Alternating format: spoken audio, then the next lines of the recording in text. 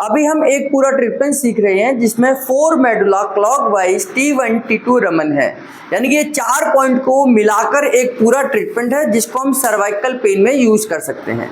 यानी कि cervical pain है, आपको नेक स्टिफनेस है, गर्दन की मूवमेंट नहीं हो रही है ना, तो उस समय पर या यहाँ पर आपको भारीपन है तो भी हम इसका इस्तेमाल कर सकते हैं। बहुत सारे लोगों की गर्दन ऐसे झुकी रहती है, उस समय पर भी हम इसका इस्तेमाल करेंगे। यानी कि गर्दन या गर्दन के आसपास की मांसपेशियों को रिलैक्स करने के लिए हम इसका इस्तेमाल करते हैं। 4 medulla clockwise T1 T2 Raman, तो एक तरफ आपको दिखाई देगा है ना, जैसे 4 मेडुला देना है तो लेफ्ट से हम शुरुआत करते हैं, राइट में जब मैं आऊँगा तो आपको 4 मेडुला दिखाई देगा। तो यहाँ से हमने दोनों हाथों को रखना है, 1 2 3 4 5 6 7 8, क्योंकि मेडुला पेयर में काउंट होगा इसलिए मैंने 8 दिया है ना। अब यहाँ से देते हैं, ये देखिए 1 2 3 4 5 6 7 8, तो ये 8 मेडुला मैंने मतलब 8 दिए हैं, तो पेयर में हम काउंट करेंगे तो 4 मेडुला हो जाएगा। और अब हम क्लॉकवाइज देंगे, क्लॉकवाइज भी हम लेफ्ट से ही स्टार्ट करें। क्लॉकवाइज में आप 2-3 उंगलियों को एक साथ मिला लीजिए इस तरीके से, और जो हमारी स्कल बोन है, इस स्कल बोन से हम शुरुआत करेंगे लेफ्ट की तरफ से, है ना। जब मैं इधर की तरफ आऊँगा तो आपको ध्यान आएगा और यहाँ से आप दिखा सकते हैं, है ना। तो ये एक कान जहाँ से शुरू होगा वहाँ से हम शुरुआत करेंगे, दूसरा कान जहाँ ख़त्म होगा यानी कि यहाँ आएगा तो यहाँ पर ये क्लॉकवाइज हमारा आकर ख़त्म होगा, और हम मैक्सिमम पूरे इतने एरिया को कवर करेंगे जहाँ की मसल्स को रिलैक्स करेंगे। तो 2-3 उंगलियों को आप मिलाकर यहाँ पर जहाँ हमारा स्कल बोन है यानी कि खोपड़ी है, खोपड़ी की हड्डी है, वहाँ से आप क्लॉकवाइज देना शुरू करेंगे। धीरे धीरे क्लॉकवाइज करना है, आराम आराम से क्लॉकवाइज करना है, ओवरलैप करना है, उठाकर नहीं रखना है।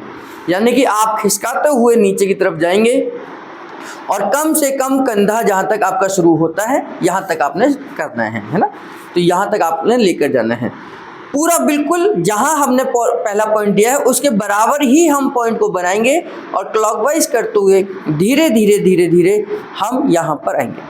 और बहुत पास पॉइंट बनाना है, बहुत आराम से आपने क्लॉकवाइज देना है, धीरे धीरे आप इस पॉइंट को यूज़ करेंगे। मैक्सिमम एरिया को कवर करना है, कोई गैप नहीं होना चाहिए, ये ध्यान करना है। तो 4 मेडुला क्लॉकवाइज है, तो इस तरीके से आपने क्लॉकवाइज करना है। शोल्डर ब्लेड तक, ये शोल्डर ब्लेड है इनके, इस शोल्डर ब्लेड तक मैं जाऊंगा, है ना। और यहाँ से क्लॉकवाइज करते हुए धीरे धीरे आपने नीचे की तरफ आना है। बहुत पास आपने ये ट्रीटमेंट देना है, बहुत पास देना है।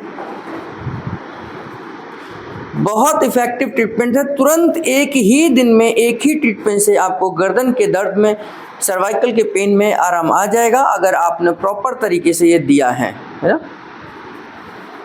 तो इस तरीके से हाथ का, दूसरे हाथ का सपोर्ट आपने रखना है, गर्दन इधर उधर ना चली जाए, है ना। तो ये दोनों हाथों की मूवमेंट है, एक हाथ से हम सपोर्ट दे रहे हैं, एक हाथ से ट्रीटमेंट दे रहे हैं।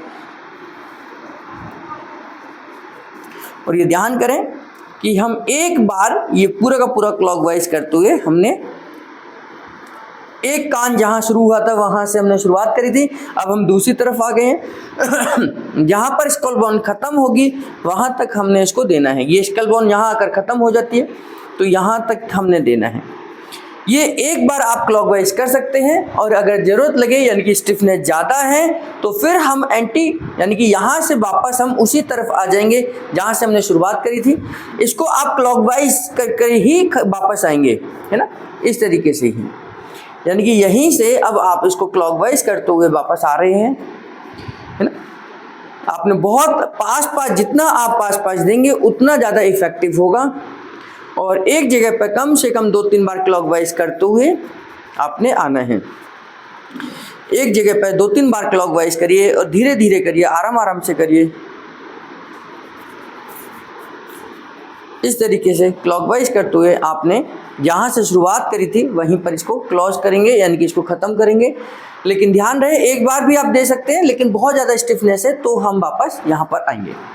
तो ये 4 मेडुला हो गया, क्लॉकवाइज हो गया। अब T1 और T2 क्या है, ये गर्दन को नीचे झुकाएंगे तो यहाँ सबसे ऊपर एक हड्डी उठकर आई है, ये हड्डी सबसे ऊपर उठी हुई हड्डी को हम T1 बोलते हैं। है ना। इसकी पहचान है कि जैसे हम गर्दन को नीचे झुकाएंगे तो सबसे ऊपर जो उठाव है ये इनका T1 का होगा। तो T1 और T2 इतना एरिया हो गया जितने मैंने यहाँ पर उंगली रखी है। तो यहाँ पर रबिंग करेंगे क्योंकि यहाँ से हमारी नर्व निकलती है जो हमारे शोल्डर को मूवमेंट देती है, यानी कि कंधों के एरिया में ब्लड सर्कुलेशन भेजती हैं। तो यहाँ पर इसलिए हम रबिंग करेंगे, T1 T2 देंगे और पहले साइड में रबिंग करेंगे इस तरीके से। T1 T2 को एक साइड रब करेंगे, फिर दूसरी तरफ रब करेंगे, दोनों तरफ रब करेंगे है ना।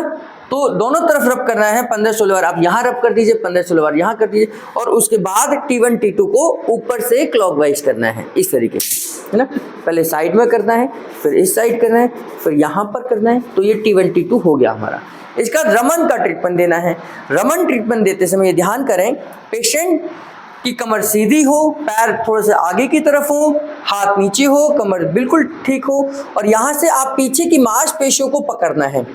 पीछे की मांसपेशियों को पकड़ते हुए हमने ऊपर की तरफ जाना है और पेशेंट से कहना है कि धीरे धीरे लंबी गहरी सांस लेगा पेशेंट। और जैसे ही उसने सांस को होल्ड करा, आपने मांसपेशियों को होल्ड करना है और यहाँ पर 6 सेकंड का होल्ड करेंगे। 1 2 3 4 5 6 और 6 सेकंड का ये मुंह से श्वास को छोड़ेंगे और आप मसल्स को छोड़ेंगे, है ना। धीरे धीरे मांसपेशियों को ऊपर की तरफ लेके जाना है। श्वास लेंगे धीरे धीरे और श्वास को होल्ड करेंगे। 1 2 3 4 5 6 और श्वास को छोड़ दीजिए। ये श्वास को छोड़ेंगे, मैं मांसपेशियों को छोड़ूंगा, फिर एक बार पुनः करेंगे क्योंकि 3 बार हम कम से कम रमन पॉइंट देते हैं। इस तरीके से मांसपेशियों को पकड़कर श्वास होल्ड करिए।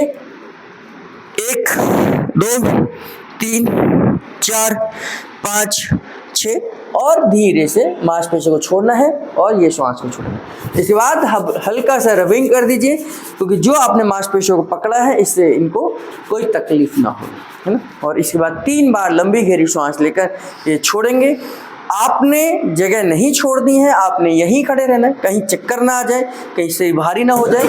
तो उसके बाद में ये ट्रीटमेंट कंप्लीट होगा जिसको हमने क्या नाम दिया, 4 मेडुला क्लॉकवाइज, T1 T2 और रमन। तो 4 पॉइंटों का मिलाकर ये हमारा एक ट्रीटमेंट है जिसको हम सर्वाइकल के पेन में, यानी कि गर्दन से रिलेटेड जो भी पेन है उसमें हम इसका इस्तेमाल करते हैं।